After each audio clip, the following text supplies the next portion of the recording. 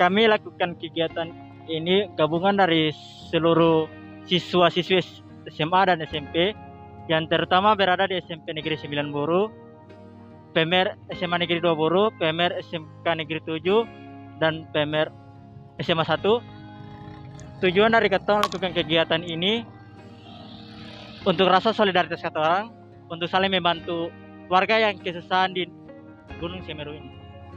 Harapannya untuk masyarakat untuk saling membantu agar untuk saling mensalurkan dana bantuan kepada masyarakat yang sedang terkena musibah.